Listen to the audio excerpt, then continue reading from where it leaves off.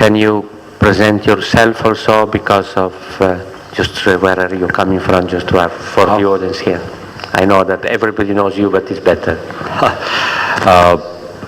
I'm Ashim Roy from India, part of the legal team here, and also the Asia Flowage Steering Committee member. I think we just finished with the last yesterday's, basically 2 blocks of evidences, testimonies, and experts' witnesses, which really showed first at the level of workers what is the exact situation, and from their testimonies and experiences, which are summed up today morning by David, that there is a very clear idea of a wage deficit, and the wages are not really sufficient to be able to allow the workers having a dignified living condition. And the second part, of which we also was yesterday, and was about to look at the macroeconomy of the Cambodian economy and locate the garment industry in that context and see what is the possibilities and capacities to have a certain amount of rise possible in that condition, and interface with the kind of international garment industry and the brands which could contribute to that possibility. Today we will be more specifically going beyond that and looking at not just possibility, but actually arguing for the case that the brands are responsible and should do that. And it is in this context that we would be presenting at least two experts to give their witnesses on that. And I'm very happy that even the 2 major brands, in a way, one of the brands which are really having responded to many of this proactively to many of these issues at an international level, Adidas and Puma, both are here, and I think they will also present their case before the tribunal.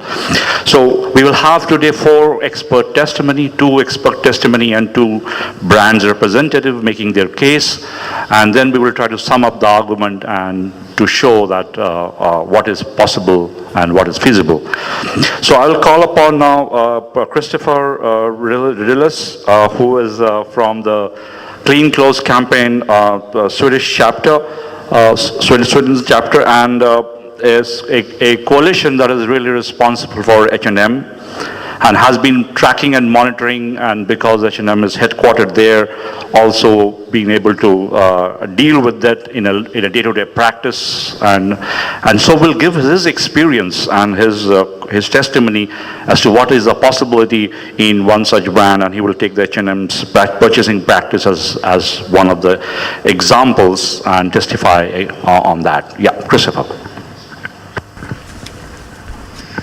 Dear judges, dear honorable judges, experts, guests, workers, and friends, I'm very honored to be here. Thank you very much for the invitation. Today, I'm going to talk about PHNOM, one of the companies that failed to pay a living wage to the workers in their supply chain. And some of the things that I will bring up today are also representative for other brands. Many of the issues that I will bring up are also representative for actions being taken by or not being taken by other companies. So PHNOM. PHNOM is one of the biggest fashion brands in the world, and the company has about 2,500 stores in 43 markets and more than 94,000 employees. And in 2010, the company's turnover was about 18.4 billion US dollars, and in comparison to that, let me give an example. The GDP for Cambodia in 2010 was almost the double. So the turnover for PHNOM was about half of the GDP for the country of Cambodia. And the same year, the company made a profit of $2.6 billion. And over the last couple of years, the company has expanded very rapidly. And last year, the company expanded with 12% and opened shops in 5 new countries. And there's also a trend that countries that used to be only production countries are now being transformed into markets for the products that H&M sell. And in 2012, for example, the company will open shops in Thailand and in Indonesia. And all in all, the company opened 266 new shops in 2011. All in all, the company has about 675 first-tier suppliers in more than 30 countries. And in Cambodia, H&M is one of the largest companies, or not largest brands that are. They have the largest share of production here of the garment brands active in Cambodia.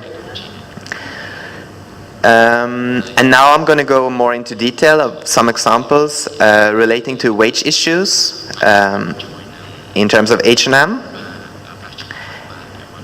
And the first example is their requirements, their ethical requirements in their code of conduct.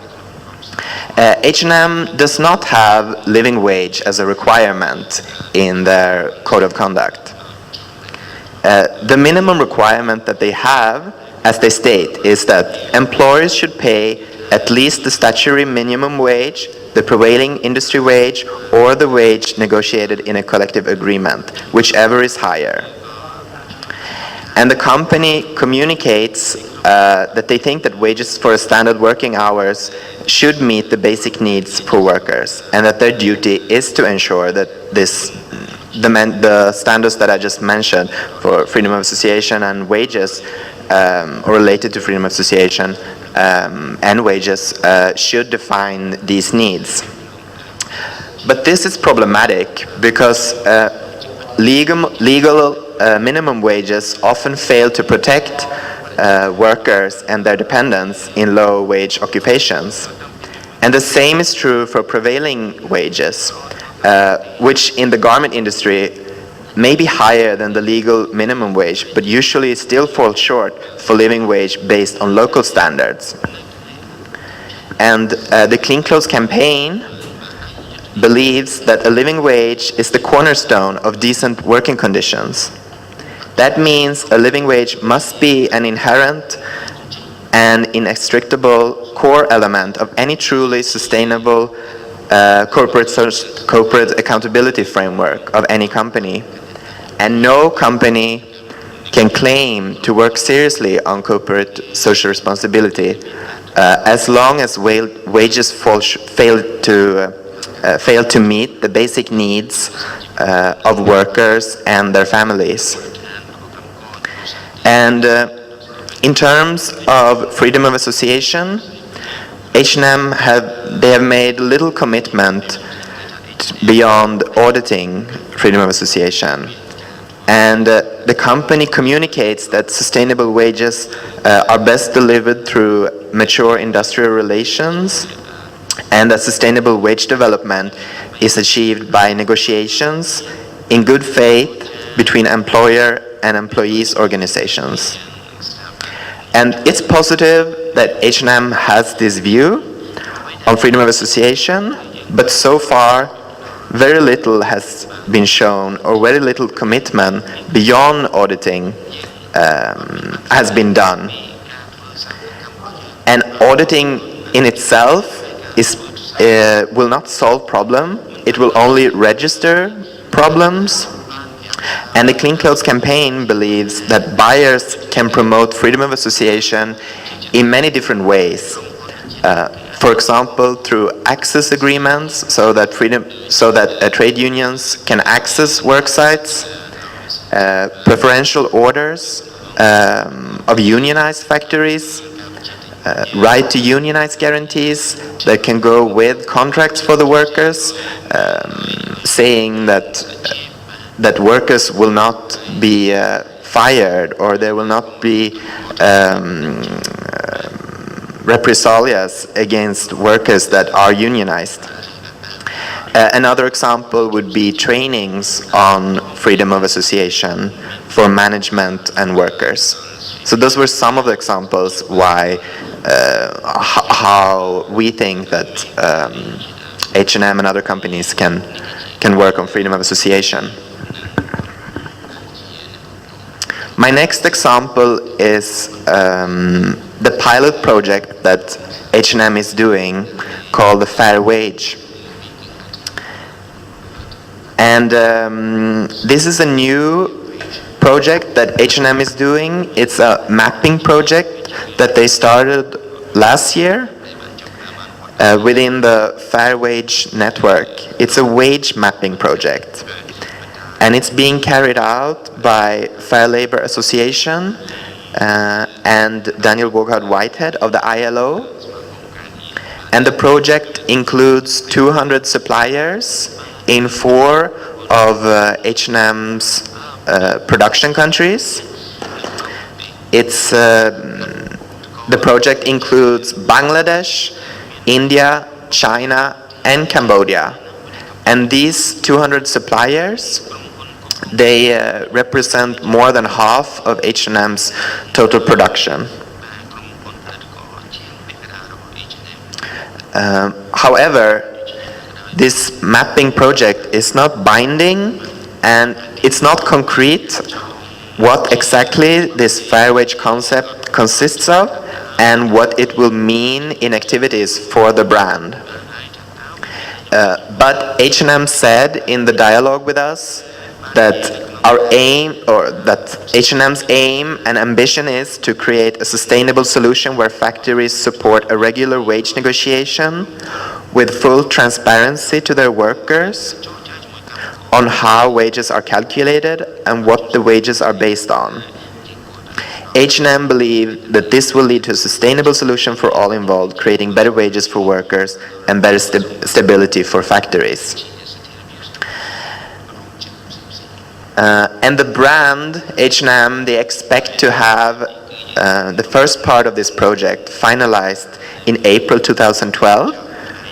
But up to this date, it's not certain what if the results from this first wage mapping part, if it will be official and what it will include. And interesting enough is that the Fair Wage Network and the Fair Wage Project does include living wage, but it doesn't have a benchmark of what the living wage should be in different production countries.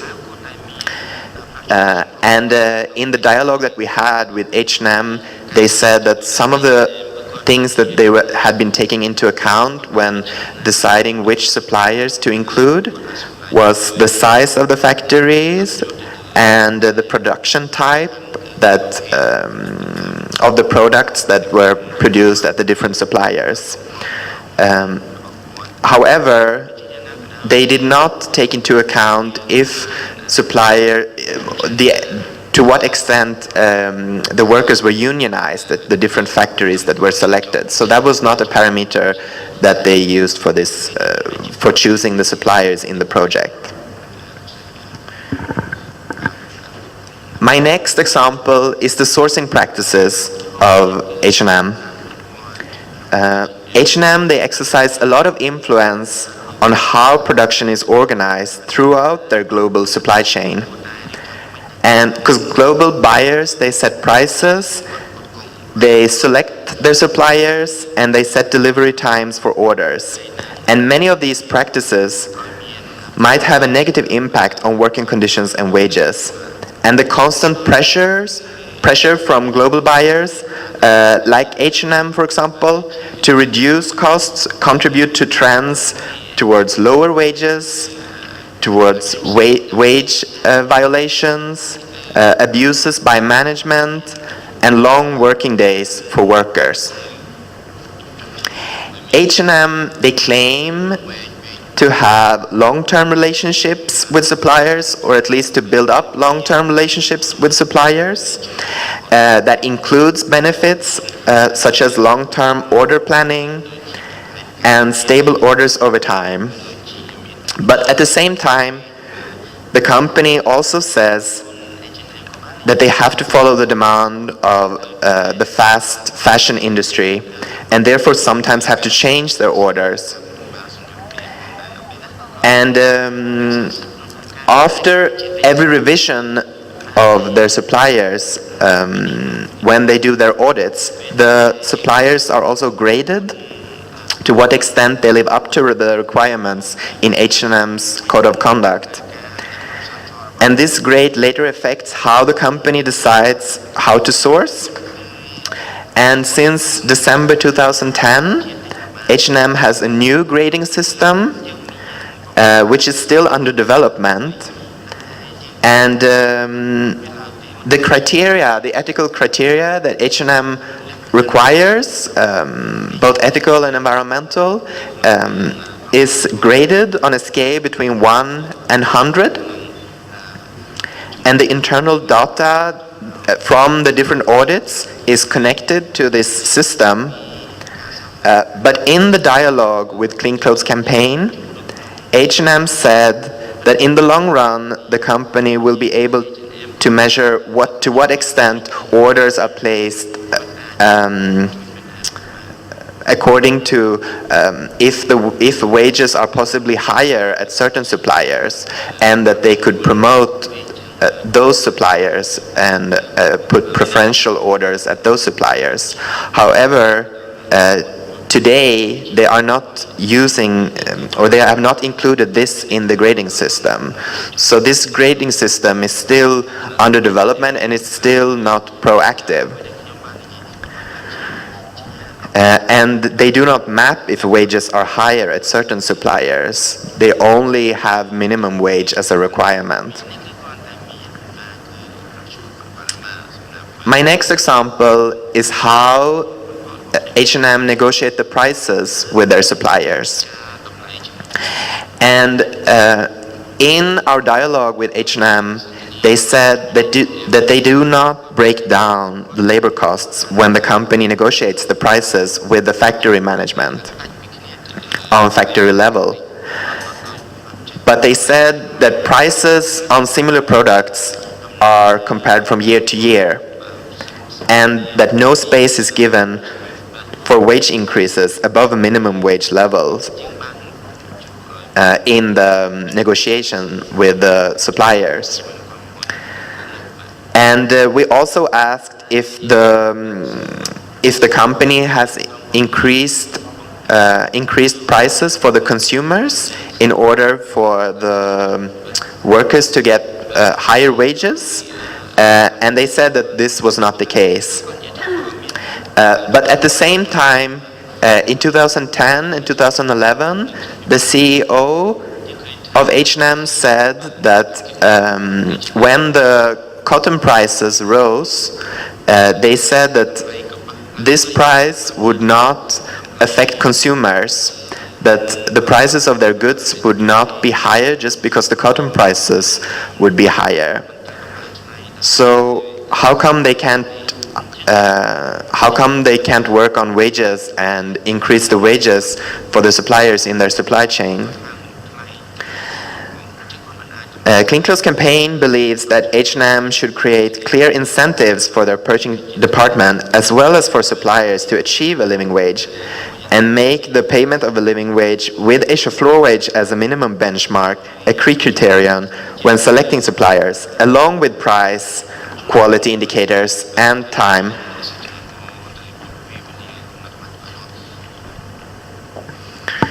My next example of H&M is how they could use their political power through local groups to push the government to increase wages. And to our knowledge, H&M has only used its political power in this way officially in one case, and that was when the brand sent a joint letter along with other brands to the Bangladeshi government in December 2009. And then later they sent a letter themselves also. And this pressure contributed to a wage increase for garment workers in Bangladesh. And we did ask if they would use this kind of power or put this kind of pressure again in other production countries. And they say that this is not, currently there's no country that they would do this in. So overall, H&M is a powerful company and one of the market leaders in the global garment industry. And while some steps have been taken to address substandard working conditions in their supply chain, much more is needed to make a serious impact. It's positive that the company is doing this wage mapping project through Fair Wage Network, but it's too early to see in practice what this will lead to. And we do agree with H&M that sustainable wage development is achieved by negotiations in good faith between employer and employees organizations, but H&M must be more proactive in their work to improve wages. To some extent, they seem to have the right idea, but they do not act, and they do not act very fast. And the company is also contradictory on several issues. The companies say that they can cover higher cotton prices. How come they can't cover higher wages for the workers in their supply chain? And they push the government through local groups in Bangladesh to increase the wages. How come they can't do that in other countries? And another example from China is the company said that they have been in dialogue with several NGOs in China, and that's how they've been working with local groups in China. And although they have been there for more than 20 years, they only collaborate with one NGO, and that dialogue is more charity-oriented, and the NGO is one of the organizations that get the smallest economic support from H&M. And the collaboration has not focused anything on wages and or freedom of association issues. So they're saying one thing and then they're doing something else.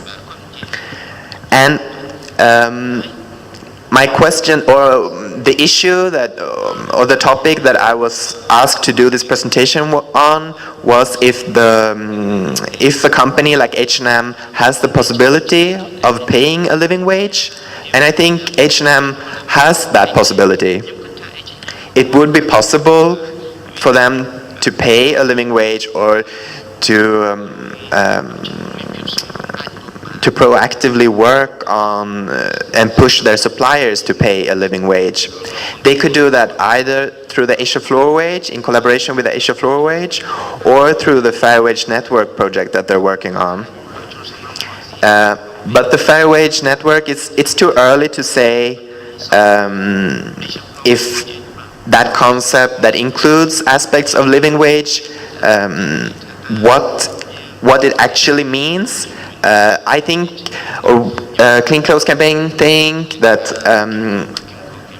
there's a risk that this project is too business-oriented and that it will not consider aspects of living wage that are in line with non-governmental organizations and trade unions. So it will be very interesting to see what this project will lead to and how H&M will act from now on. Thank you for your presentation. I wonder whether people from the panel could like just to ask questions. Yeah. ទីមួយខ្ញុំសូមអរគុណលោក Yes, first of all, I would like to thank you for your present coming to clarify us. So I have some question and some suggestion. Yeah, before presenting my question and suggestion, I would like to congratulate you that you have the dialogue with H&M. H&M have profit more than $2 billion US dollars, and my thanks to you when you mentioned that you are the buyer, the biggest buyer from Cambodia. But I have one doubt. In the code of conduct on freedom of association, yeah, you right clearly should define wage that are enough to live from. So I know that you know this, that workers' wage in Cambodia cannot support the living.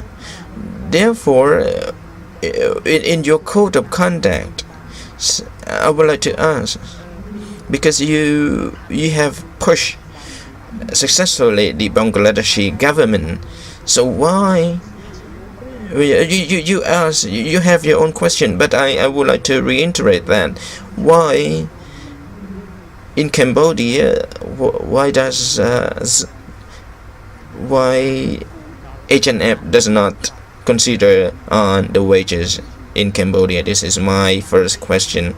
And in terms of freedom of association, in terms of freedom of expression, as you know that since 2004 we have seen the chair of 3 unions, yeah, especially Mr. Chivichia.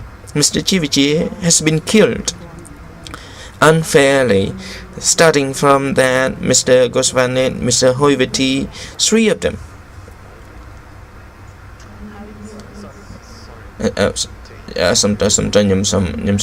So we have 3. Yeah, 3 chair president of the unions have been killed, yeah, by some tích mà necessary បាទខ្ញុំសូមបញ្ជាក់បន្តិចបាទខ្ញុំមិនមែនមកពីក្រុមហ៊ុនខ្ញុំមិនជាអ្នកតំណាងឲ្យក្រុមហ៊ុន H&M ទេបាទ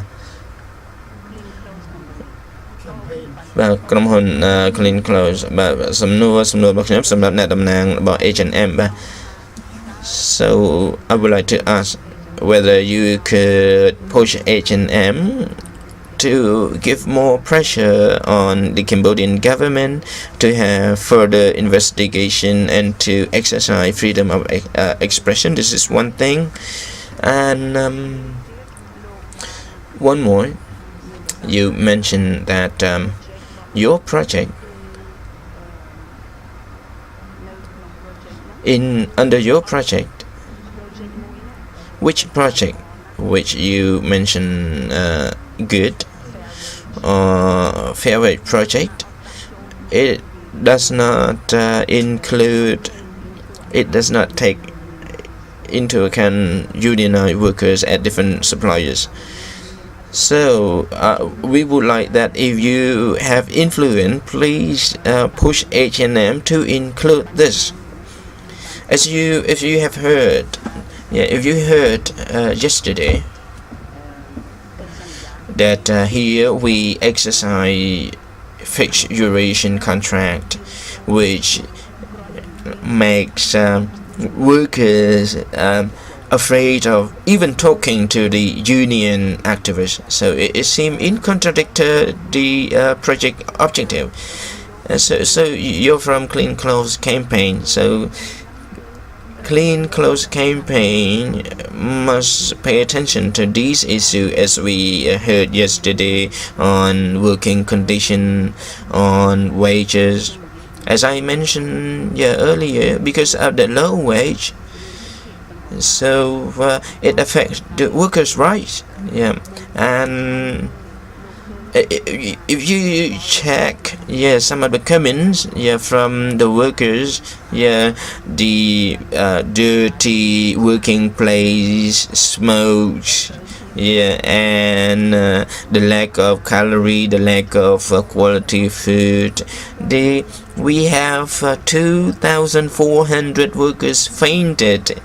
Yeah, so it is unusual. So if you could push H&M, manage to push H&M to put more pressure on the suppliers here in Cambodia, I believe we could achieve. So please help us. Yeah, so here we held a strike a few weeks ago, but now more than 100 workers cannot go back to work, and the demonstration law in Cambodia is not free. It is very strict. Therefore, with all these, our workers are suffering. Now, please look at the code of ethic, your program, Clean Clothes campaign. It's all about that. So yesterday you heard already. This is a very important tribunal. We are not real judges, but we give the opportunities to workers to complain in front of us. So thank you, and I strongly hope that you can help me. And my apology, I thought you were H&M representative, but you are from Clean Clothes campaign, so you can also bring our hope to realization. I think it's better to know whether we have other questions. Yes, so that you could answer the two questions is fine. We collect another question and then. Yes, thank you very much for your presentation. I have some particular question related to Cambodia, since you studying about the should I speak my request that I should speak my, so I speak my because the other has English, so let me say that in Khmer again. បងសូមនិយាយដាក់ micro ផង ខ្ញុំអរគុណចំពោះការដែលលោកបានបង្ហាញព័ត៌មាននេះហើយលោកធ្វើការនៅក្នុងគម្រោងនេះដែលមានទាំងប្រទេសកម្ពុជាផងនៅក្នុងគម្រោងខ្ញុំចង់សួរលោកថាតើមានការសិក្សាមួយដែលផ្ដោតអារម្មណ៍ទៅលើរឿងការកេសនីបាទសូមលោកជួយ Yeah, please explain. Do we have any study on the profits of the company, especially in Cambodia? We would like to compare the profitability from the suppliers in Cambodia in comparison to other countries in this region. Yeah, in Asia, and in particular in Southeast Asia, what are the differences between the profits the H&M buys from Cambodia? And if we have the differences, please tell us the level of benefits. Do you include some other costs? Aside from the calculation on value chain, for example, red tape, risk in terms of work discipline because of strikes or other factors, which is normally is not included into value chain calculation. We would like to know what the real profits are. Yes, to answer the first question, we will do our best to put pressure on H&M. I give my word for that. And the Fair Wage project, it was launched in 1st of September last year. So they have already selected the suppliers. So I don't know to what extent it's possible to influence the company to include unionized factories at this point. But we are in ongoing dialogue with them, so this will for sure be a topic that we will bring up again. And then the second question about the study, to my knowledge, I don't know if there is this kind of study, and overall H&M is fairly non-transparent with their suppliers and how they have, where they have their suppliers and to what extent, or to how many suppliers they have in different countries. And for example, they do not publicize their supplier lists. So, but it's possible that this kind of study or that these figures can be, that we can access them. Yeah. So. Can I just share a little bit more with just that? Just share, reflect, and then. នៅក្នុងរឿងនេះគឺបញ្ហារឿងការ With that, the issue on wage negotiation, we talk about the level of profits of the supplier as well as the buyers. From my observation, there has not been any study to have a basic result for union to use as basic for negotiation. We only look from the outside, the value chain. Therefore, we do not have the foundation or the basic for negotiation to ask for contribution or for share from the company. So we lack the information, we lack the data to negotiate with the company or the buyers. So if you do know whether we have any study or research on that, please tell us, so that our union, our workers can have the data as basic for negotiation. Thank you. Yes.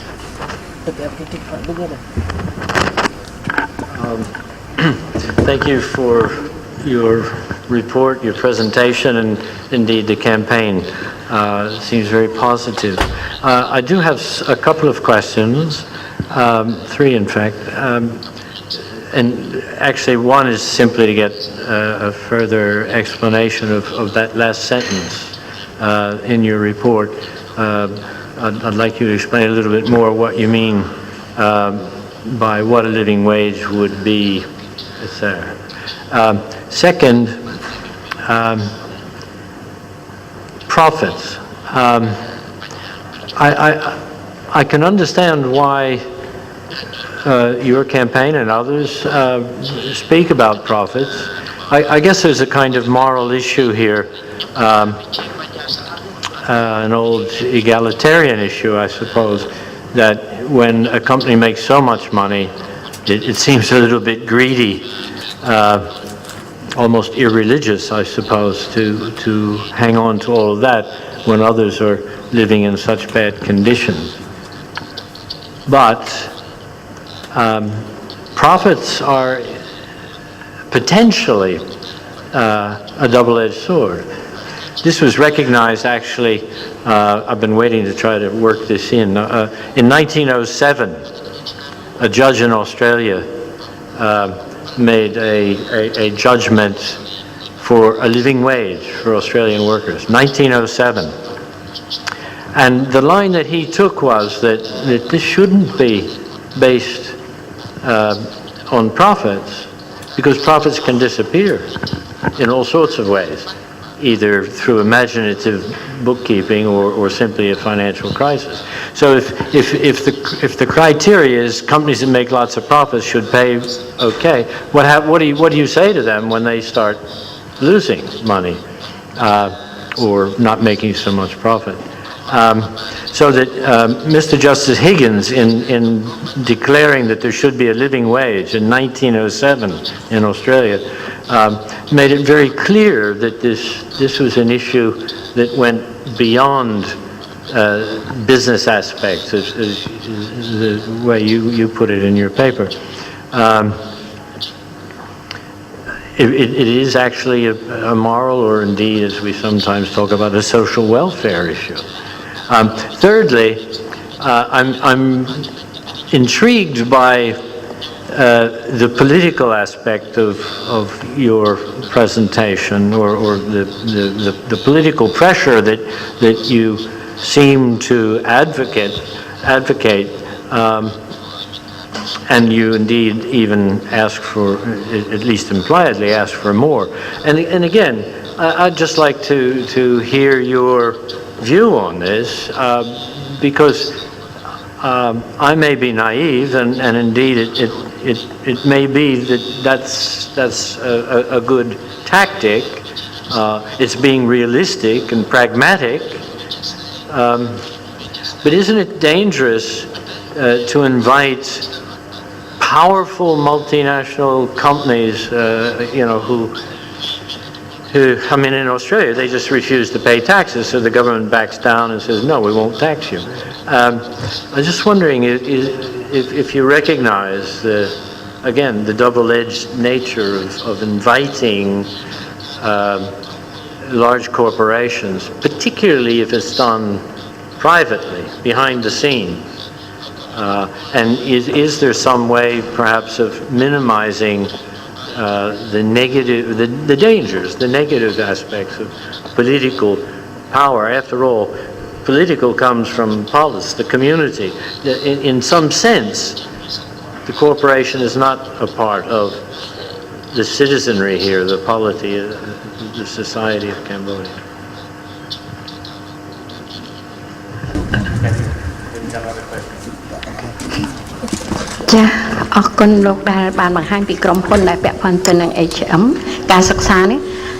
Such study,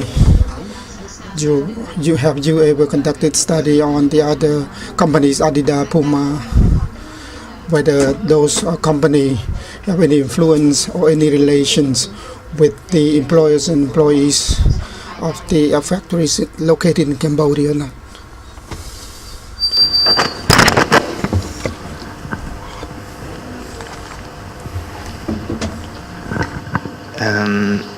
Yes, so I will answer the first question raised by, sorry, I don't remember your name. No, you asked about the report, and to this date, as I said before, we don't have a report, but if we do, I can of course share it with you if we find one. And then Professor Boehringer's questions. Your first one was on the aspect of living wage in the Fair Wage project, and let me elaborate more on that and how it would differentiate from a definition by trade union groups and non-governmental groups. First of all, it would not. There is a risk that in this program, which also actually includes social dialogue as one aspect, and dialogue with local groups, but there is a risk because the aspect of fair wage has many more dimensions, and it's not based. It's top from bottom based, and not from bottom top based, and it's not well developed and well included the aspects from trade unions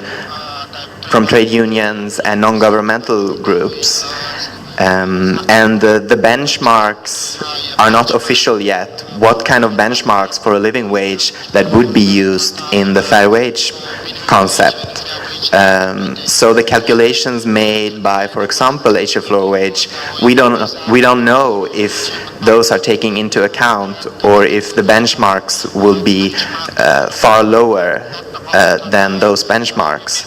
So there's a risk that this is just a greenwash thing, and that the increase or possible increases in wages would only be to a substantial level, and not to a level that HF floor wage is is advocating for. And then back to the profit issue, this was actually quite interesting because one of the roundtables that we had, and let me also give some background to why I'm doing this presentation, and that also responds to your question, because I'm also representative from a Swedish NGO, which is part of the Clean Clothes campaign, called the Fair Trade Center. And we are based in Sweden, and since H&M is a Swedish company, that's the reason why we have most dialogue with H&M out of the groups in Europe, included in the Clean Clothes campaign network. And interesting enough, at one of the roundtables that we had with H&M, the first thing they said was actually that the issue of wages is not a profit issue, and that it's not the cost. It's how do H&M do it, like how to implement it. So I think that more or less sums up how they also apparently see this issue on living wage, that it is beyond profit, or if you trust what they say. So yeah, and then the issue that you raised on, or the question that you raised on working politically or working through local groups to push the government. Of course, that can be very risky, and I think this is. I think companies have to be careful when working in this way, and extremely careful. And but the fact is still that companies are large as country economies, and they do have political power, and as long as this power is used in a democratic way, together with local groups and in dialogue with local groups, to make sure that these are the demands that are also raised by local groups, then it can be a useful tool. But I think wages will not be raised by using only one tool. It needs to be done.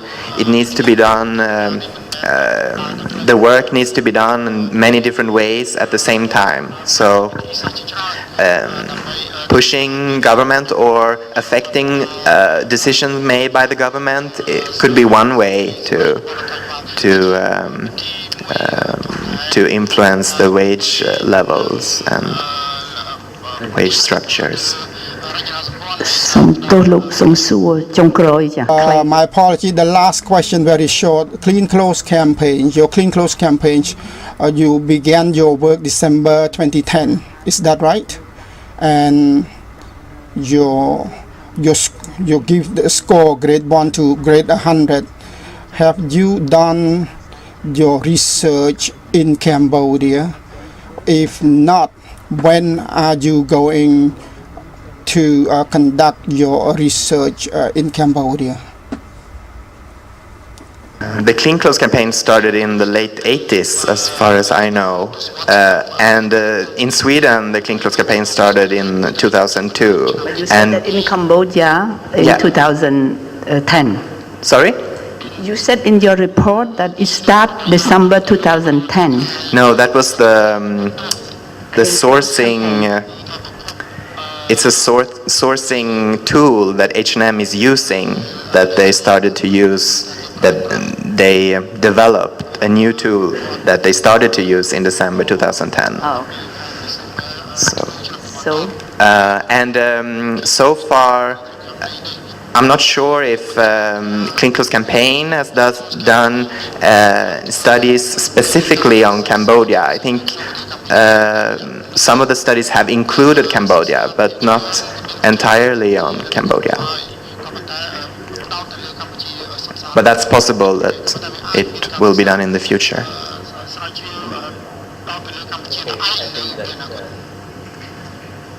there are no other questions, thanks for your presentation. Hello, thanks for your presentation. No more questions. We should have other questions, but possibly come back after having also the brands. We break now for the break, the coffee break.